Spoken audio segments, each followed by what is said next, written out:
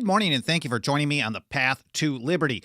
I'm Michael Boldin with the 10th Amendment Center, and this is the show for Wednesday, February 8th, 2023. And if you're like me, you hear plenty, almost constantly, about how one political team is pretty much the cause of all of our problems, and from many people, the other team is pretty much the solution or the path to the solution to all of our problems, despite the fact that we live under the largest government in history. So on this episode, I've got from the founders themselves some insight to show how they absolutely despise this kind of a collectivist, party first, party only, party always mentality.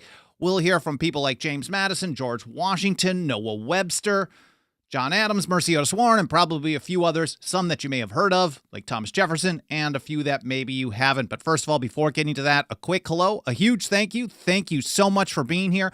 Whether this is your first episode or you've been here for every single one since day one, I do want to say, take a quick moment to say a quick hello to everyone out in the live chat while we allow other people to have time to get notifications to join us here on the live stream. Senator DT, good to see you. Cheriton Farmer, Missouri, Kirk, South Carolina, Clay Kent, King Nobody, that's awesome. Central Colorado, Douglas Fox, you got this. Alt Reality, Dave Simmons, CJ Hacker, and everyone else. He says, I love the title of this episode. Look forward to see where it goes. Hopefully it goes an interesting place. I like to, in episodes like this, I like to let the words of the founders do most of the talking. So let's get right to this. And I know at some point someone's going to be like, hey, Boldin, where's that letter from John Adams to Jonathan Jackson where he's talking about parties being, dividing the country into two parties is the worst thing ever. Well, you'll find all the original source documents, other articles, and stuff that I'm going to mention in this episode in the show notes section over at 10thamendmentcenter.com/path to liberty, where I publish an individual blog post for every episode about 1 to 2 hours after the live stream is done. And speaking of John Adams, and that's the message I want to start out with here. In 1780 to Jonathan Jackson, he said, there is nothing whatsoever, nothing which I dread so much as a division of the republic into two great parties. So his great concern was that the republic was going to have two great parties fighting back and forth and dividing the country in that way. And, well, that's what we have today. But why is this? What was the concern? Now, John Adams was far from the only person who had this type of a view, and I've covered factions and a party-first mentality on many episodes, so some of this will be recovering old ground that we've covered on this show before. Some of it will be some new insight as well. Here's James Madison, Virginia Ratifying Convention, explaining why. Because this dividing into one versus the other and thinking party first leads to tyranny, to despotism. And Madison, the great student of history, put it this way: on a candid examination of history, we shall find that turbulence, violence, and abuse of power by the majority trampling on the rights of the minority have produced factions and commotions, which in republics have more frequently than any other cause produced despotism. And George Washington also, who I'll get to in a little bit, pointed out that in a republic in and of itself, it's more likely to have factions that lead to despotism. And that's what James Madison was saying here as well. This was in the Virginia Ratifying Convention in the summer of 1788. Going back a few years to an Election Day sermon, you don't have too much politicking from the pulpit these days, or they have to kind of hide it in order to get partnerships with the IRS, which shouldn't exist, but that's a side note. Here's Abraham Williams. This is an Election Day sermon in Boston, 1762. He said, as the natural body is more frequently destroyed by internal disorders than external violence, so most of the time when people die, they die of an illness. They don't necessarily get run over by a car or, well, it would have been something different at that point. So the natural body is more frequently destroyed on the inside. He's saying the same thing happens in the state as well. He said, so factions, divisions, and parties in the state, fomented by those whose business it is to preserve order and peace, are more dangerous and have more frequently proved fatal than foreign enemies. So Madison's view wasn't just unique. It wasn't just made up out of nowhere. This was a pretty common theme they understood over time. And you look through a lot of these debates over ratification, and in the years leading up to that, there's a lot of discussion. John Adams did quite a bit about the factions in ancient times and how they destroyed, all kinds of things that could be good. And they still do today. Here's George Washington in his farewell address, 1796, originally drafted by James Madison, revised by Alexander Hamilton, all under the advice of Washington himself. He put it this way: the alternate domination of one faction over another, sharpened by the spirit of revenge natural to party dissension, which in different ages and countries has perpetrated the most horrid enormities, is itself a frightful despotism. So just having one side blasting over the other, my great friend Tom Woods used to always say, and he probably still does, he used to refer to what we have today as basically a low-grade civil war every couple of years where one team versus the other is trying to destroy the other side and take control of everything. And then, power keeps growing and growing and growing, and magically, surprisingly, nothing ever seems to change. They never seem to reduce the power of government. It gets bigger and bigger and bigger. Washington warned that just that scenario was a frightful despotism. So what we have today is a frightful despotism to George Washington. But he said this leads to something even worse. He says it leads at length to a more formal and permanent despotism. The disorders and misery which result gradually incline the minds of men to seek security and repose in the absolute power of an individual. And sooner or later, the chief of some prevailing faction, more able or more fortunate than his competitors, turns this disposition to the purposes of his own elevation on the ruins of public liberty. Now, we have a form of elective despotism, what Jefferson, Richard Henry Lee, and many others warned against or said they didn't fight the revolution to have a new just elective despotism. The choice of fighting that long, bloody war to get away from unlimited centralized power in all cases whatsoever of the Declaratory Act, all the grievances of the Declaration of Independence, wasn't just to choose new people to dominate over us. That is certainly what we have today. We may not have this exact description of what George Washington is talking about. We see it play out in many ways in practice. An executive branch guy doesn't like the fact that he can't get what he wants out of Congress, and a lot of times even what he wants isn't authorized. Well, almost every time. What he wants from Congress isn't even authorized, but when he can't get it, he just pulls out a pen, writes an executive order, and then gets an agency to implement some new rule. And we're seeing this play out all the time, and it's more and more on more issues, and it doesn't matter which team is in power, they all do it. Now, George Washington, of course, was a Federalist. But on the other side, the Jeffersonians had have very similar view. Here's Joel Barlow, a leading Jeffersonian from New York in 1792. He said, when there are factions in a state contending for the supreme command, the pains inflicted by each party are summary. They often precede the crime. I like how he puts that. They often precede the crime, and the factions wreak their vengeance on each other as a prevention of expected injuries. They're basically taking the position, and we see this all the time, you just go out. The entire goal of anything and everything is just defeat the other team. But this isn't sports. We're talking about the lives, the liberties, the prosperity of the people. And when you're treating things like that, it just destroy team A, destroy team B. It's back and forth, a spirit of revenge. The thing that suffers the most, I think we see it all around us today.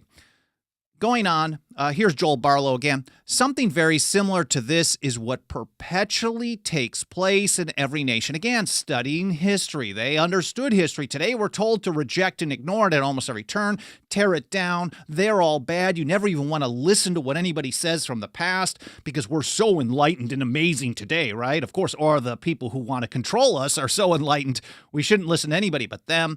Everybody else is bad. Ignore history, don't learn from it so they can control us even more. But we know that if we study history, this type of thing has always played out. He said, for government has usually been nothing more than a regulated faction. The party which governs and the party which reluctantly submits to be governed maintain a continual conflict. And out of that conflict proceed the crimes and punishments, or more properly speaking, the punishments and the crimes. Now, on top of it, just beyond all this, if that wasn't enough, there's still always more. This faction first mentality, I think one of the grossest things that grows out of this is that it leads a lot of people to totally drop principles or claimed principles. They'll claim to be in support of one principle today. As long as their team is doing things or is in charge, they like certain things done. But then as soon as the other team gets in, well, then all of a sudden it's completely different. They drop things or they flip it around. They come up with excuses, but really they all suck. Here's Thomas Gordon, who wrote along with Trenchard, wrote the Cato's Letters, 1722-ish, but he also wrote The Works of Sallust in 1744. This was very influential. He was one of the highly influential writers, highly influential on the learning of the founders and old revolutionaries. Here he is. It is with measures as with men. They are praised or condemned, not because they're right or wrong, beneficial or hurtful, but because they come from this party or the other. And when you live under the largest government in history, the largest empire in history, there's not much right. It's mostly wrong, it's mostly hurtful, it's mostly bad. But yet we hear, oh, well, our problem is this team. Just got to get rid of this team, and then we'll be on the path forward. But this is absolute, again, collectivist nonsense. I think what Gordon is talking about, and I'll go a little further, perfectly describes what we live under today. They are praised or condemned not because they're right or wrong, beneficial or hurtful, but because they come from Team A, Team Red, or Team Blue, or vice versa, whatever. Evil is turned into good, he writes, and good into evil. Truth passes for falsehood. Falsehood is dressed up in the guise of truth. The best actions are decried as the worst if they arise from one quarter. The worst actions adored as the best if from the other.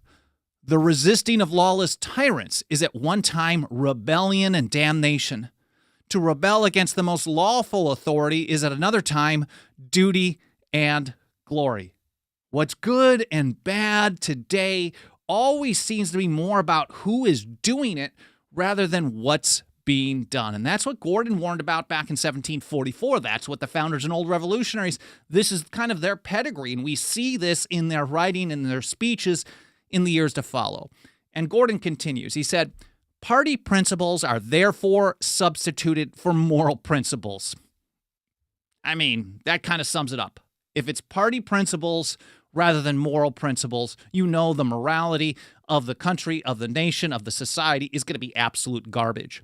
The sure way to destroy all morality and to confound the characters of men and even those of good and evil. And that's basically what Noah Webster was reiterating in 1794 in this great essay discussing what was going on in France at that time. He said, a party spirit is hostile to all friendly intercourse. It inflames the passions. It sours the mind. It destroys good neighborhood. How many people have we, and everyone, the thing is, everyone has gone through a situation where some friend of theirs online or IRL has treated them like garbage because of a particular political view. And of course, when you have your own set of political views, you always think it's just the them. And you would never do that. No one on your side does that. But everyone does it kind of back and forth all the time. And that's what Noah Webster was talking about. He was absolutely correct. He said it warps the judgment in judicial determinations. So legislating not based on the law, or judicial opinions not based on the law, but on party views. Of course, the 2005 Gonzalez versus Raich case is a great example now that I'm mentioning this. Here we have a half a dozen plants grown in someone's backyard. They weren't bought or sold.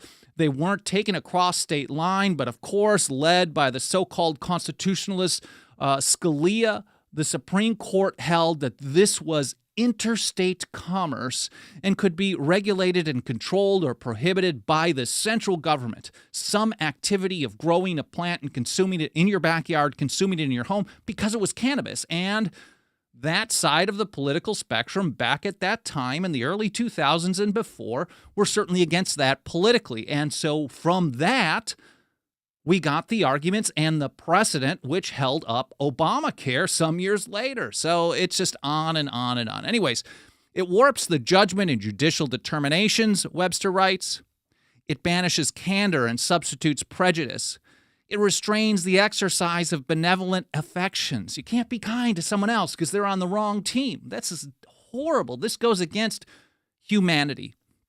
And in proportion as it chills the warm affections of the soul, it undermines the whole system of moral virtue. We've often heard from people on our side who claim to support the Constitution that a Constitution will only survive under a good moral people. And part of being good and moral is to love thy enemy as well. You have to love and treat everyone with respect. Were the councils of hell unite? Well, then maybe not respect. Maybe that's going too far.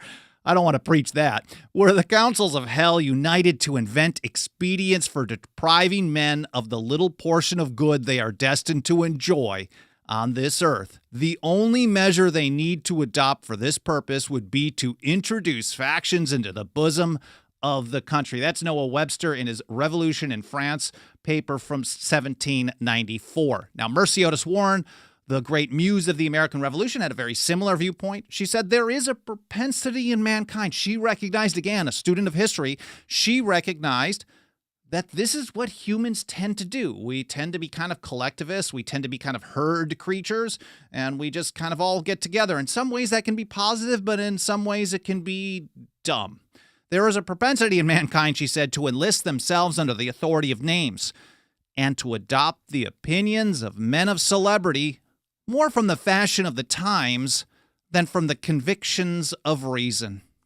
And Samuel Adams had a little something to say about this as well some years earlier. He said, it is a very great mistake to imagine that the object of loyalty is the authority and interest of one individual man, however dignified by the applause or enriched by the success of popular actions. So your loyalty should never be to an individual, should never be to a group, it should never be to a team, a party, whatever. Your loyalty, as Adams put it as well, he said, loyalty is founded in a love and possession of liberty. Liberty has to be the primary object, as Patrick Henry talked about in Virginia in 1788 as well. And for all these reasons, again, Noah Webster told us that nothing is more dangerous to the cause of truth and liberty than a party spirit.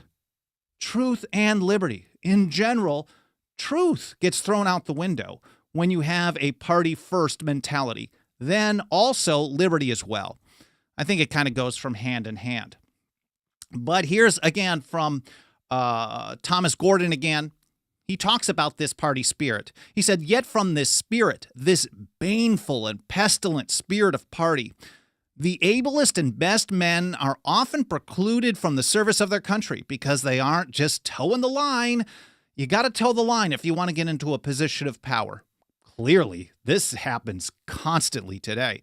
In fact, the people that you get to choose from when it gets down to picking Team A versus Team B, these are basically all party line people. And if they may be less bad on one issue or another, they're still participating in running the largest government in history. And so, therefore, that in and of itself is a serious problem. That is not your path to liberty. Gordon continues, he said, the weakest, the worst, and most contemptible get employed in the service of their country, and the best men often forced from their service to make room for the worst. It's the bad, party-first mentality people that generally get into positions of power. They generally get the appointments. They generally get all the goodies. And we are supposed to think, okay, well, we just got to choose this one to defend against the other one that we think is going to make things even worse, rather than just kind of worse or somewhat worse or maybe equally worse. And that really is not a choice. And that's why Jefferson, Richard Henry Lee, and others says, the government we fought for was not an elective despotism. Here's John Adams back when he was one of the good guys again, or as early as 1763 in the Boston Gazette. He said, the favorites of parties, although they have always some virtues, have always many imperfections. Many of the ablest tongues and pens have in every age been employed in the foolish, deluded, and pernicious flattery of one set of partisans and in furious prostitute invectives against another. But, he writes, such kinds of oratory never had any charms for me, and if I must do one or the other, I would quarrel with both parties and with every individual of each before I would subjugate my understanding or prostitute my tongue or pen to either. That's one of my favorite quotes ever. I wasn't a fan of the guy once he got into office, and I don't think you can really be a fan of too many people once they have power. But this really says so much. Unfortunately, this kind of view is not common at all today, not even close. Almost every issue under the sun is framed in partisan rhetoric. Oh, it's this guy's balloon, and this guy's terrible.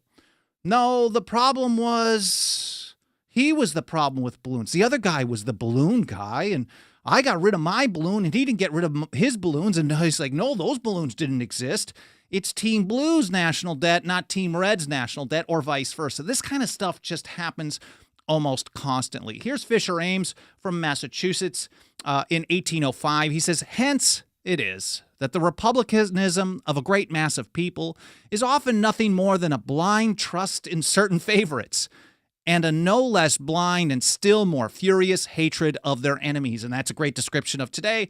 In fact, everyone should be, if you're thinking about what's the enemy of liberty, it's the people in government. They're not doing anything to protect your liberty whatsoever. Thus, a free society, by the very nature of liberty, he writes, is often ranged into rival factions who mutually practice and suffer delusion by the abuse of the best names, but who really contend for nothing but the preeminence of their leaders. It's not, again, a Constitution liberty-first approach. It's just about getting our guys in there or whatever, their guys. Here's John Taylor of Caroline, the great Jeffersonian, in Tyranny Unmasked, 1822. Nations are always enslaved, always, by the ingenuity of creating a blind confidence with party prejudices. Fisher Ames again, man, I got a bunch of these. If I'm rambling a little too long, hopefully it's enjoyable. But I think you can't really repeat this message often enough. Here's Fisher Ames again. When the electors enlist under men, and he highlighted in italics men. So when you're thinking about individuals or personalities first, teams, whatever it may be, they desert the true principles of elective governments. They follow their leaders and their party without examining measures or principles, whether it's defensive or offensive in that mentality. This has been the ruin of many states. It is an evil that seems to be innate in a Republican government, that the electors never remain free and unbiased. And I think a lot of times it's just voluntary that people are doing this. It arises from factions originating mostly with office seekers. Wow. For this evil, no remedy has ever been devised. Again, this is the same what Thomas Gordon was saying earlier. Or, well, who was it? I think it may have actually been... This one may have been from the sermon. Yeah, the sermon, 1762. This is, what was his name again? Wow, just not looking at my notes. Abraham Williams in Boston, 1762. He pointed out that factions, divisions, and parties in the state are fomented by those whose business it is to preserve order and peace. That's not much difference than what Fisher Ames was saying decades later in 1805. He said, it mostly comes from the people seeking power. They are literally pushing this type of message, and the blind people keep going on and on and on. Now, Fisher Ames didn't think that there was any solution to that. There's no remedy to that evil. It's just part of human nature. It's part of Republican forms of government. On the other hand, Noah Webster actually thought there was something that could be done about it, and here's what he had to say. And if anything will rescue this country from the jaws of faction and prevent our free government from falling a prey. And again, you think of the context of the time, 1794, they were very concerned that the faction-first mentality of France was going to land in these United States. It did over time, certainly. He said, and prevent it from first from falling prey to civil dissensions, and finally to some future Scylla and Marius, it must be either the good sense of a great majority of Americans, which will discourage private political associations and render them contemptible. So that's the first thing, is you have to have the great majority of people hate this type of faction-first, party-first mentality. We're nowhere close to that today. Sorry, bad news, but that's how it is. He said, or the controlling power of the laws of the country, which in an early stage shall demolish all such institutions and secure to each individual in the great political family equal rights and an equal share of influence in his individual capacity. The goal of individual rights and individual capacity is really good. I'm not sure if a government law banning associations is really a great idea, but I think the underlying idea, and that's what TJ Martinell got to in an article here that I'll highlight, just a couple of quick pieces, gets to the same kind of point. He says, while we can debate the seeming contradiction Webster had between favoring freedom while prohibiting freedom of association, it's difficult to argue with his underlying point. People are still going to associate with groups, factions. They're going to gravitate to them. But if you have a group of people, or the vast majority of people think that that's the goal is to get your team to win, then that's what leads to the great problems. TJ continues, he remarks upon the good sense of a great majority of Americans to restrain political factions, and that gets to the real issue.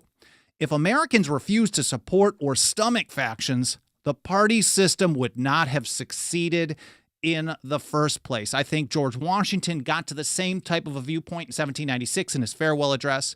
And he points out that there are a number of people who think that parties can be helpful. And maybe he's got onto something here. He said, there is an opinion that parties in free countries are useful checks upon the administration of the government and serve to keep alive the spirit of liberty. He's recognizing that the people out of power can, if they are together in a faction, can serve as a unifying force, a check on usurpation of power. He says, in governments purely elective, though, it is a spirit not to be encouraged. He recognized that this was probably better in a monarchical system rather than an elective government, because he just didn't want it to be encouraged. He says, from their natural tendency, it is certain there will always be enough of that spirit for every salutary purpose. And there being constant danger of excess, the effort ought to be by force of public opinion. Again, force of public opinion, not force of law for George Washington, to mitigate and assuage it. A fire not to be quenched. It demands a uniform vigilance to prevent its bursting into a flame, lest instead of a warning, it should consume. And I think Jefferson went with the same view here in a letter to Francis Hopkinson, where he's responding to Francis saying, dude, no way. I am not a Federalist or an anti-Federalist. I'm not on either of these teams. He said, if I could not go to heaven but with a party, I would not go there at all. I think that pretty much sums up my take on this type of thing as well. It's always been my position on this, even though I think I was much dumber years ago and probably liked one team or another. But I hope you guys found this interesting. I hope it was educational. We want to get these types of foundational principles out to more and more people. I see a bunch of people who have been supporting us both short and for many years. If you want to get behind us and put your financial faith behind our work, nothing helps us reach and teach more people about the Constitution and liberty and how to defend both when the government refuses to do so. Maybe not in this episode, but in many others. More than the financial faith and support of our members, you can join us for as little as $2 a month over at 10thamendmentcenter.com/members. Again, 10thamendmentcenter.com/members. I'm going to take a look over on the live chat and see if there's any other comments or questions if I can get back to. See if there's, I'm scrolling. Don't you find both sides of the same corrupt coin strive to beat each other up amusing? That's Clay Kent. Well, yes, of course. But then again, we're talking about the suffering of the liberty of the people. So yes, sometimes seeing this, we have to find some humor in life. And of course, the absurdity of them flipping teams and flipping sides based on what's good and what's bad, based on what's in power. Yeah, on who's in power. Yes, it can be very amusing. It's also very dangerous, unfortunately. But yeah, I mean, I pay attention. I watch this stuff. I think we all do. It's like watching a car crash at all times. Unfortunately, a lot of people are really just riled up about it. Like, oh, okay, the problem is Team Blue's national debt is destroying us, as if it didn't exist a few years ago and wasn't getting incredibly worse. Or the gun control of today. It's as if the people in the previous administration weren't absolutely terrible on the Second Amendment and the right to keep and bear arms. It's as if they don't pay attention to the bad stuff of their own team and they only pay attention to the bad stuff of the other team. And that's why things will never change until that mentality goes away. That's how I think of it. Anyways, I'll look a little bit more in the chat. And that's what Liberty Revolutionary says. Laughing at the dumpster fire is what memes are for. Yes, they can be very, very entertaining. Patricia Dance says parties are a scam, not the fun kind, of course. I'll look more in the chat a little bit later today and tomorrow. I appreciate all the feedback. I get a lot of great ideas for future episodes from your comments or your emails over at team@10thamendmentcenter.com. I don't reply to many, but I do read through all of it, so I appreciate your feedback. I will publish a blog post with the links to all these original source documents and TJ's article in the next couple of hours, 10thamendmentcenter.com/path to liberty. And don't forget our membership program, $2 a month. There's also annual 5-year and lifetime options at 10thamendmentcenter.com/members. I really appreciate you being here. I hope you enjoyed the episode. I hope it made you think. I hope you learned something. And I hope to see you next time here on the Path to Liberty.